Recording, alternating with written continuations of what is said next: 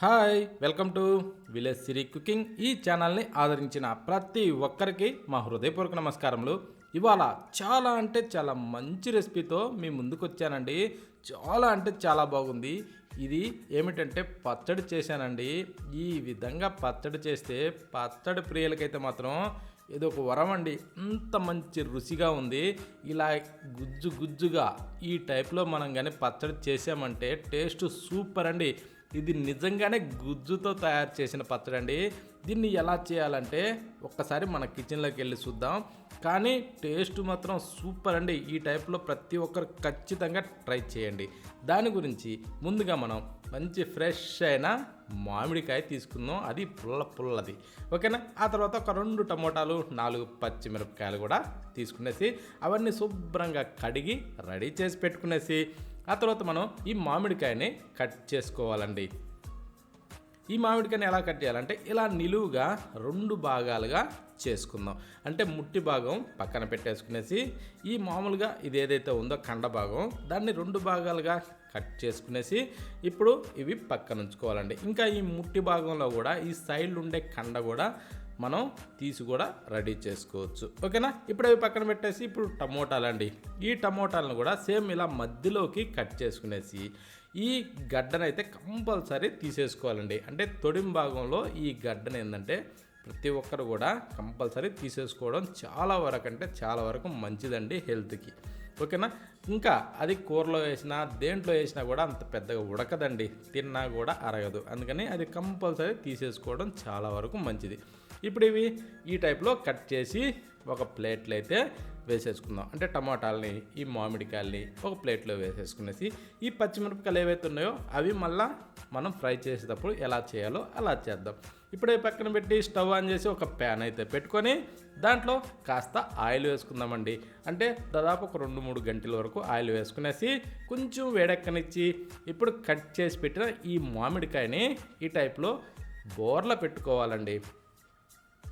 ఇలా మామిడికాయని బోర్ల పెట్టిన తర్వాత సేమ్ టమోటాలు కూడా అదే విధంగానే ఇలా బోర్ల పెట్టేసుకోవాలండి. ఈ టమోటాలు కూడా ఈ విధంగా ఇవి మామిడికాయలు టమోటాలు ఇవి 2 పెట్టిన తర్వాత ఇప్పుడు ఏం చేద్దామంటే ఏ అయితే పచ్చిమిరపకాయలు ఉన్నాయో ఆ పచ్చిమిరపకాయలను ఇలా మధ్యలోకి ఇరిసి వేసుకుందామండి. ఎందుకంటే ఇలా మధ్యలోకి ఇరిస్తే ఏంటంటే కొంచెం చిటపట అని అనవండి. అందుకోసం అనేసి ఇలా పచ్చిమిరపకాయలని మధ్యలోకి ఇరిసేసుకునేసి వెల్లుల్లిపాయలు ఒక గడ్డ వరకు తీసుకునేసి మీద ఈ పొట్టు తీసేసి వేసుకునేసి మూత పెట్టి దాదాపు ఒక 4-6 నిమిషాలు చేత పెడితే వీటిని మనం ఉడికించుకోవాలండి. కానీ మధ్యలో కూడా అప్పుడప్పుడు మూత తీసుకునేసి వీటిని తిరగేసుకుంటూ ఫ్రై చేసుకోవాలి, ఓకేనా. ఇలా తిరగేసుకుంటూ చేస్తే ఏంటంటే 2 వైపులా కూడా బాగా ఫ్రై అవుతాయండి. అందుకోసం అనేసి ఇలా తిరగేసుకుంటూ మూత పెట్టేసి ఈ టైప్లో ఒక 4-6 నిమిషాలు అంత టైం అయితే పడుతుందండి. కొంచెం 1 నిమిషం ఎక్కువ తక్కువ. కాకపోతే ఏంటంటే మంట హైలో ఉంచకుండా మీడియం లేదా లోలో అడ్జస్ట్ చేసుకుంటూ వీటిని మనం బాగా వేగనిచ్చుకోవాలండి. ఈ టైప్ ఏంటంటే తిరగేసుకుంటూ ఇలా వేగనిచ్చుకోవాలండి. చూడండి ఈ టైప్లో మనకు వేగితే సరిపోతుంది. చూడండి ఇప్పుడు ఈ పచ్చి మామిడికాయ ఇలా గుజ్జుగా వేగిపోతే ఎట్లా ఉంటుందంటే అంత బాగుంటుందండి. ఈ గుజ్జుని మనం చేసుకొని తింటుంటే ఆ రుచి ఉందండి, ఎంత బాగుంటుందంటే అంత బాగుంది, ఓకేనా. ఇప్పుడు ఈ టమోటాలకు కూడా ఈ మీద ఉన్న తోలుని ఇలా సింపుల్గా తీసేసుకోవచ్చండి. ఎందుకంటే బాగా ఏగిపోయి ఉన్నాయి కదండి. ఇలా ఫ్రై అయిన వాటికి సింపుల్గా ఇలా అనగానే అలా ఊడొచ్చేస్తుంది. ఒకవేళ అది ఉన్నా కూడా ఇబ్బంది ఏం లేదు, ఎందుకు తీసేయడం అనుకున్న వాళ్ళు కూడా ఉంచుకోవచ్చు, దానివల్ల వచ్చే నష్టం లేదు. ఇప్పుడు స్టవ్ ఆఫ్ చేసి వీటిని చల్లారనివ్వాలండో. చల్లారిన తర్వాత అప్పుడు ఒక రోల్ సిద్ధం చేసి రోట్లో ఈ ఫ్రై చేసిన ఈ పచ్చిమిరపకాయలు వెల్లుల్లి టమోటా వీటిని ఏం చేయాలంటే ముందుగా వేసేసుకోవాలి. వేసిన తర్వాత ఇప్పుడు వీటిని ఇలా మెల్లిగా దంచుకోవాలండి. ఎందుకంటే ఇలా మనం ఒక్కసారిగా రోట్లో ఈ రోకలను వేసామంటే కొంచెం చిల్లుద్దండి మీదకి. అందుకోసం అనేసి మెల్లిగా అలా నలుపుకునేసి ఇలా రుబ్బేసుకోవాలి. ఇలా రుబ్బిన దాంట్లో ఇప్పుడు 1 టేబుల్ స్పూన్ వరకు జీలకర్ర వేసుకునేసి ఆ తర్వాత దీన్ని కూడా ఇలా కస్సబిస్స దంచుకుంటూ ఇలా రుబ్బేసుకోవాలండి, ఓకేనా. ఆ జీలకర్ర స్మెల్తోని ఈ పచ్చడికి ఇంకా చాలా బాగుంటుంది. ఇప్పుడు మనం ఫ్రై చేసిన ఈ మామిడికాయని ఇలా గుజ్జు తీసి అందులో వేసుకోవాలండి. అంటే మీద ఉన్న తోలు రాకుండా ఈ లోపల ఉన్న గుజ్జు మాత్రమే శుభ్రంగా గీకి ఆ పచ్చట్లో వేసేసుకోవాలి ఈ 2 దెబ్బలు. ఓకేనా? ఆ టైప్లో ఈ ముట్టి ఏదైతే ఉందో ఆ ముట్టిని ఫ్రెష్గా మనం ఇంత కొంచెం ఉప్పు కారం తగిలించుకునేసి అలా నమిలేయచ్చు. ఇప్పుడు దాంట్లో సాల్ట్ కూడా 1 టేబుల్ స్పూన్ వేసుకునేసి ఇలా సింపుల్గా అలా అనుకునేసి ఇలా రుబ్బేసుకోవాలండి. ఇలా రుబ్బితే గుజ్జు గుజ్జుగా ఎంత బాగా వస్తుందంటే అంత బాగా వస్తుందండి. ఈ టైప్లో ఖచ్చితం ట్రై చేయండి అండోయ్. టేస్ట్ మాత్రం చాలా అంటే చాలా బాగుందండి. ఈ పుల్ల దాంట్లోకి కొంచెం స్పైసీ తగిలిస్తే ఇంకా బాగుంటుంది కదా.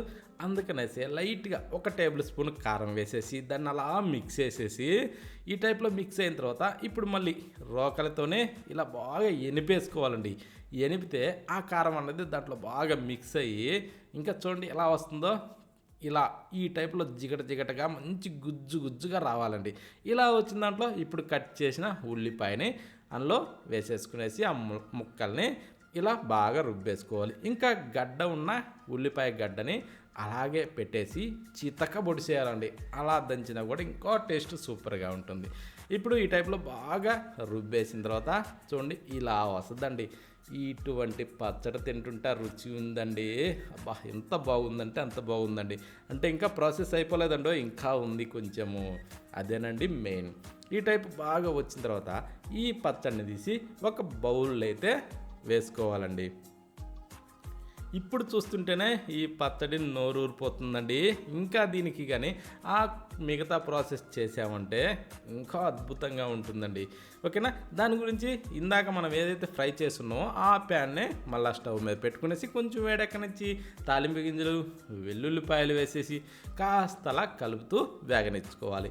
ఇలా వెల్లుల్లిపాయలు వేగిన తర్వాత ఇప్పుడు ఒక 2 ఎండుమిరపకాయలని అలా మధ్యలోకి ఇరిసేసి చిటికెడు ఇంగు పొడిని దాంట్లో వేసి 4 రెబ్బల కరివేపాకు దూసి దాంట్లో వేసేసి కాస్త అలా చిటపటలాడించుకోవాలండి. ఇలా కాస్త చిటపటలాడిన తర్వాత ఇప్పుడు రోట్లో బాగా రుబ్బి పెట్టిన ఈ పచ్చడిని దాంట్లో ఆ పోపులో వేసేసుకోవాలి. ఈ పచ్చడిని దాంట్లో ఆ పోపులో వేసిన తర్వాత కాస్త దీన్ని కలుపుకోవాలండి. ఇలా కిందకి మీదకి తిరిగేస్తూ దీన్ని బాగా కలిసిన తర్వాత ఇప్పుడే స్టవ్ ఆపకూడదండి. ఎందుకంటే దీంట్లో కారం ఏంటంటే పచ్చిది వేస్తున్నాం కదా. అందుకోసం అనేసి ఒక 2 నిమిషాల పాటు సన్న మంట మీద అలా వేగనిచ్చుకోవాలి. ఎందుకంటే ఆ కారం వాసన అన్నది వెళ్ళిపోవాలండి. ఇది మెయిన్. ఓకేనా? అందుకనేసి ఆ 2 నిమిషాలు అలా వేగిన తర్వాత ఇప్పుడు మీదకించి కొత్తిమీర చల్లేసుకోవాలి. ఆ కొత్తిమీర శుభ్రంగా కడిగి ఇరిసి దాంట్లో చల్లేసుకునేసి ఒక్కసారి అలా కలుపుకొని ఇక స్టవ్ ఆఫ్ చేసుకోవచ్చండి. ఓకేనా? ఈ టైప్లో ఖచ్చితంగా ట్రై చేయండి. టేస్ట్ సూపర్ అండి. ఇప్పుడు ఈ పచ్చడి ఆ స్మెల్తోనే లేని ఆకలి పుట్టుకొస్తుందండి. అంత బాగుంది. ఈ వాసనకే కడుపు నిండిపోద్దండి. అంత బాగుంది. ఇంకా ఇది తింటుంటే పుల్లగా కారకారంగా ఎంత రుచిగా ఉందంటే అంత రుచిగా ఉందండి. ప్రతి ఒక్కరూ ఈ టైప్లో ట్రై చేయండి. టేస్ట్ సూపర్ అంటే సూపర్గా ఉందండి. అందులో ఇప్పుడు మామిడికాయల సీజన్. ఈ సీజన్లో ఇలాంటి వాటిని మిస్ అవ్వచ్చా? అస్సలే మిస్ కాకూడదండి. అందులో పచ్చడి ప్రియులకైతేనేమో నోరూరిపోయే రుచితోని చాలా అంటే చాలా బాగుందండి. ఇది ఒక వరం అండి. అంత మంచి టేస్టీగా ఉంది. పచ్చడి ప్రియులైతే అస్సలే మిస్ కావద్దు. ప్రతి ఒక్కరూ ఖచ్చితంగా ట్రై చేయండి. ఎలా ఉందన్నది చెప్పండి. ఓకేనా?